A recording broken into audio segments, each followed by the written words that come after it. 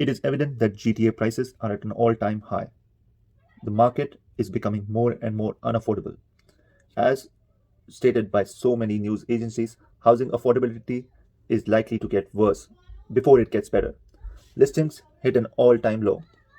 The CBC says the house price index rose 26% in 2021, fastest pace on record. Now there has been allegations that this rise in prices of the condos and houses in GTA is related to drug money, cartel money, money laundering. Uh, One of the news websites reported Operation Mad Money reveals ties between illegal weed and GTA real estate. CTV News said drug and money laundering investigation Operation Mad Money has links to GTA real estate, as the document shows. So I just want to go deeper into this article and let's see what it says. Operation Mad Money, as they're calling it, has shown links between illegal marijuana sales and Toronto's booming real estate market. That's what CTV News has learned. So it started with an investigation with Calgary Police Service to seize millions in what authorities allege are drug profits, and ended up in money service business in GTA, who passed them along in the people trying to buy homes.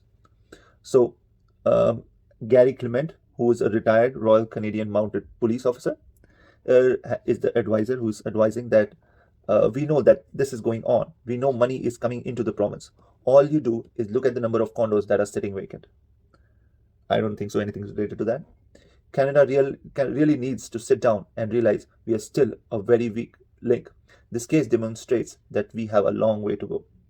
The investigation started in Calgary with a Calgary police officer buying marijuana from websites called Bud Express Now and Cheap Weed. A motion filed in Ontario Superior Court says court documents claim the sites didn't have a license to sell, and an investigation showed that they did more than $3 million in business through multiple feeder accounts accepting electronic bank transfers with explanatory notes including Weed Guy and EDN bills. Police watched money get deposited in bank accounts in Edmonton and tracked some of that to 3 properties outside Vancouver, where they say it was used to pay $1.38 million in electricity bills. The properties did have Health Canada licensing to grow about 5,000 marijuana plants, but a police raid in 2020 counted almost four times. That means 20,000. So what I understand from this is that they found a drug house, and the drug lord or the gangster or whatever they call them bought 3 properties from it. This is something very, very shocking to you, not to me. If any of drug mafia or any of a mafia lord buys a real estate property, is that really shocking? Does that boost up the prices of the whole market, where tens and thousands of houses are being sold, 100,000 houses are sold? If they even buy 100 houses, how is that related to increasing in prices? The BC Office of Civil Forfeiture is applying to seize those properties. So what they're trying to develop is a connection between where that money is going. So Superior Court has filed that the alleged profits of the operation ended up in control of Toronto area money service business, which authorities say sent money in Canada to Chinese national interested in buying Toronto real estate. In exchange, the Chinese national repaid the money in China. The documents say, pointing out that this is a way to circumvent currency controls in China that prevent money from easily being withdrawn from that country. So what the outcome is coming out of this is that Attorney General is now applying to seize some 3.7 million in bank accounts it says contain money from the marijuana sales. So what it is understood from these things is that there is money laundering and drug sales and illegal stuff going on in the market, and these drug lords are buying some properties out of it. But it is nowhere I can see like a pattern that has made the prices shot up in the market.